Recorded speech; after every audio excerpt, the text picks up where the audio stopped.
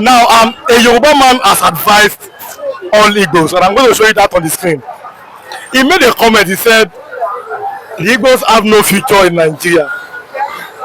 Peter Obi, instead of resolving himself and wasting his time, should join Biafra. That this is just the beginning. That many more properties will be demolished. Now, well, these are opinions, his opinion, but we don't know where it's coming from. But it has really caused some argument this lovely morning. Some are for it, some are against it. Some people are saying we are still part of this country, we can become president. But some are saying this statement that is coming should be taken seriously. Biafra evangelist, let's look at this angle of that statement. But if you are watching for the first time, kindly subscribe to this YouTube channel, all notifications, drop a comment, click the like button, and also share this video to others. Should Peter Obi continue and try to be a president of Nigeria, or he should support his brothers who are saying there's no hope for the Igbos in Nigeria, let's find our way out of this place? Yeah, good morning, good afternoon, good evening, good night, wherever you're watching us from. I remain one and the only Biafran evangelist, and I will continue to speak and to evangelize Biafra. My brother, let us face the fact and let us hold the bull by the horn. What? How do I mean? Peter Obi, whosoever that told him to forget about Nigeria and join us to fight for Biafra, the person loved him so much. Because there is no hope and there is no future for the Igbos to be sincere and to be candid. The person gave him that advice as a result of what? Love that comes from divine. Obi should know this. Obi, you don't have future in Nigeria. Igbos doesn't have future in this country. Biafra doesn't have future in this axis. Our future is in our hand. And that future is in the hand of God Almighty. And that future is our nation called Biafra. There is none. See, my brother, you see this thing that you are seeing today that just happened to Peter Obi. They try to tell Peter Obi as they go. Peter Obi, who is running, following the Fulanis for Nyash, they follow them. Just they follow them for Nyash. They have told him this is the sign. And the same Obi forgot that the same the Fulani that is running after today, following today, are the people that betrayed him in 2023. Which Obi won election, the mandate of Obi was denied and it was given to another person. By the same northern and this Obi now, the same Obi is now running after the north. Obi should go back to the drawing board of 1959 when Nnamdi Azikiwe won election. It was manipulated and it was given to who? To the northern. The same thing happened in 2023. So which hope did the Obi have in Nigeria? Look at what happened during the war. Who did the British come to help? They came to help the Nigerians. Did they help Biafra? No, rather they work against the Biafrans. See, anything, Obi should remember again, during the election campaign period, I could remember Obi traveled to the UK. What happened? The UK people came to do what? To arrest him, trying to allegedly accuse him of something. But the article travel, did they harass him? Tinubu traveled to UK, did they harass him? But why should they harass Obi? Because he's an Igbo man. Obi should come back to his senses. Obi should think well. Obi, Peter Obi, think well. Nigeria is not for you. Come and join your brother and fight for your nation called Biafra. If you think that you are one Nigeria, let me tell you the gospel truth. Like my brother earlier said, you see the meaning of one Nigeria. One Nigeria simply means one singular tribe to control and to manipulate the rest tribe. One singular tribe. One singular, that is the meaning of one Nigeria. One singular tribe to manipulate and to continue control, have power over the rest. That is the meaning of one Nigeria. Haven't you seen it? Somebody please show please. Okay, I think I have money here. I want to bring it out. Go and check the meaning. What is here? Did you see any? What is the meaning of this? Can you interpret it? This is an Arabic spelling. Then this is Arab edition. What is the meaning of this? This is Naira. Naira. What is the meaning of Naira? I don't know the meaning. You don't know. I will explain to you. The meaning of Naira means never allow Igbo man. This is it. Never allow I represent Igbo man to rule again. Aru means rule. A stand for again. Because Igbo managed to rule Nigeria in 1966 after the coup d'etat. He ruled only 7 months, and which he was murdered. Where was he murdered? He was murdered in Yoruba land. Which side of Yoruba land? Ibadan. Alongside with a Yoruba man too, Fajuyi. Fajuyi come out and was like, please, you people should not lay hand on this man. And what happened? They killed Fajuyi before they killed Agbironsi. Now listen to me. The unity, they say one Nigeria. Like I said, one tribe to control the rest of the tribe. That is the meaning of Nigeria. And that is why ever since that day up to today, have you ever seen Igbo man in power? Somebody will come up and tell me that Igbo man is the first president of Nigeria. Point of correction, Igbo man is not the first president of Nigeria. Because if you are talking about the presidency, you are talking about the people that control power. The Nnamdi Azikiwe, the ceremonial president in 1960, was he the one in charge of all discharging laws? Was he the one that discharges law? No. When he intended to discharge law, he was called to order that the power was not invested in him. The power was invested to the prime minister. And who was the prime minister as at that time? Tafa Balewa was the prime minister. So Tafa Balewa made it clearly to him that you are just a ceremonial president, you are not a president. The real president is the prime minister of whom a power was invested, and he was the one that dictated and decided how Nigeria was governed in 1960. And it was as a result of what the British did in 1959. My brother, listen to me. And why did they even hand over that power? They hand over the power as a result of what? Promise of 1956. In 1956, when the same Northerners, that is why I said it before, if Northerners or any other tribe are the one that have the resources that Nigeria are enjoying today, they are using to develop this country. If other tribes, including Yorubas, if they are the one that own this oil, Operation Feed the Nation that they are feeding Nigeria today, using to develop every other part of Nigeria, but they fail to develop the Southeast, if they are the one that owns it, they would have pulled out of this country. Yes. In 1956, I want to go back to what I heard before. Now listen to me. Nigeria was literally in groundnut. And who are the tribes that are literally in groundnut as at that time? It was the Northerners. And the Northerners in 1956 they wanted to pull out of Nigeria. Then the British now promised them that they should not pull out, that they are going to hand over the power because they were too royal, too humble to the British. And for the British to continue to manipulate and to continue to rule Nigeria, they need to do what? Form that intimacy alliance with the Northerners and hand them over the power so that they will continue to impose their law upon Nigeria. And that is why no president that will rule this country without the approval of the British. And that is why they will never allow Igbo man, they always see Igbo man as what? As a competitor. So we compete with them. That is why they don't want us. They know that we know what they know. So Obi should come. So now let's look at this other possible angle. Isn't there time for the Igbos and the other tribes to forgive the Britain or to beg them that they can access power? My beloved brother, I can never access my rights. I can never, sorry. I have right to access my rights, and I don't have right to beg for my rights. I don't need to beg the British because I never begged them to come and colonize me. I never begged them to come. I never give them anything called concept of joining me with the Fulanis in the name of one Nigeria.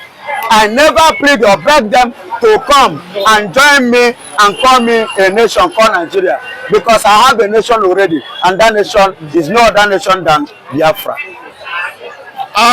So now that that advice that the Yoruba man gave, how about it is time for the Igbo governors, now that they have known that they may have hope in Nigeria, why can't they find a way to sit down among themselves and chart a new course for the Igbos? They are the elected leaders. I'm talking about the governors, the reps, the senators. Why can't they sit down and chart a new course for their people in the southeast region? You know, the problem of a man a slave is not by, you know, when a man imposes a law on you and use you. Enslavement is inside. If you choose to be a slave, it will be inside of you. Many people are slaves within themselves without any man imposing law on them. Are you hearing me? So those ones are already made themselves slaves, servants to the Fulanis. That is why you see them being submissive to their leader as a slave. And let me tell you, another thing that makes some men, you know, to become a slave is what I call spirit of greed. Greed can make a man to do what? To make himself a slave before a fellow person, a fellow man. So they are greed, self-centered, and that is why they are doing what? Serving their master, which are the Fulanis. They are enslaving themselves. They are the ones that made themselves a slave. Biafrans are not slaves, and we can never be, neither the Igbo man. Those ones are the Fulani slave servants. And that is what they have made themselves. You can see if you go to the word of God, Gehazi, why did Gehazi lose his position? As a result of what? Greed in the book of Kings. Greed made Gehazi to lose his position.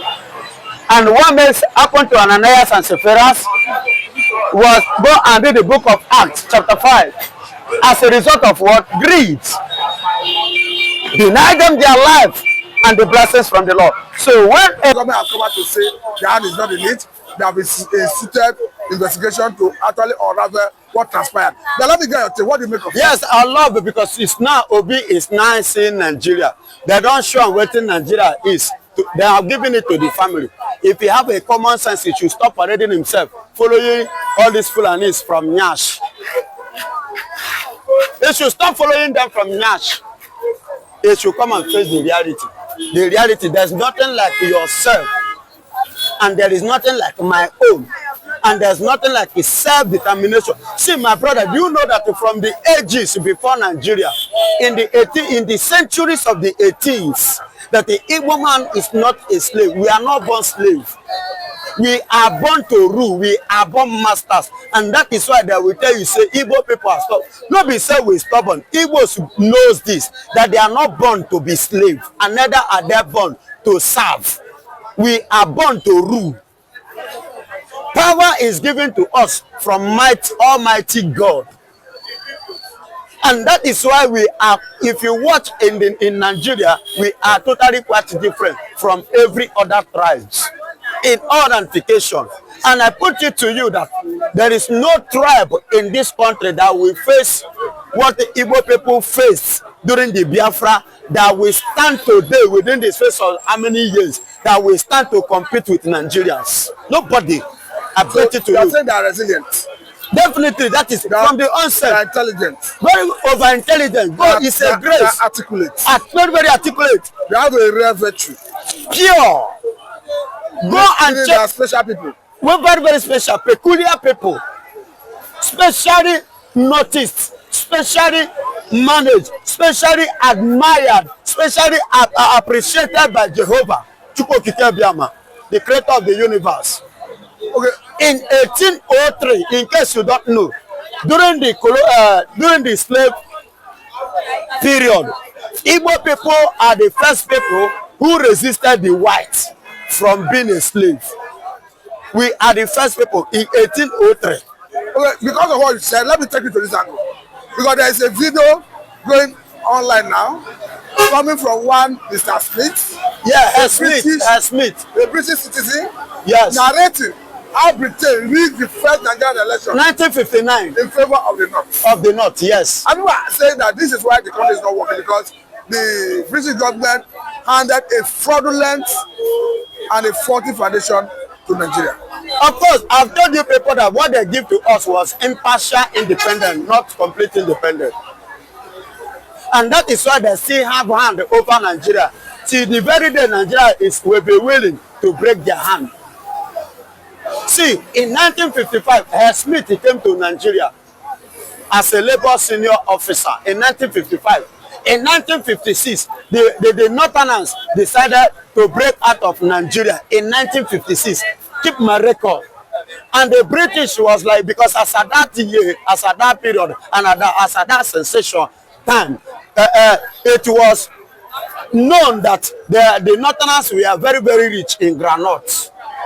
So when they decided to pull out, the British now had it as a covenant and as a promise, a word to the North that they should not pull out, that they are going to do what? Hand over the power to them. Why? Because they are the royal people to the North.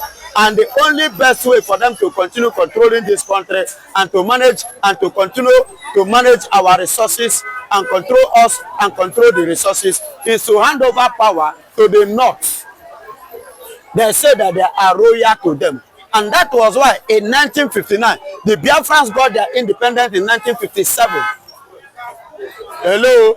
We got our independence in 1957. That was the same year that Ghana got their own independence as well.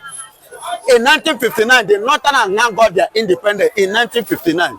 It was after that that they now want to hand over power to Nigerians, so that Nigerians will impartially, rule themselves, while they themselves automatically being the major leader. They say, okay, let us go into democratic system of government by going through voting, election. You see why today Nigeria are leaking election, that the right person is not the one ruling. In 1959, Azikiwe won election, but it was rigged according to that man, Head Smith. He served as a labor senior officer here in Lagos. In 1955, he visited and he returned back in 1960 after the independence.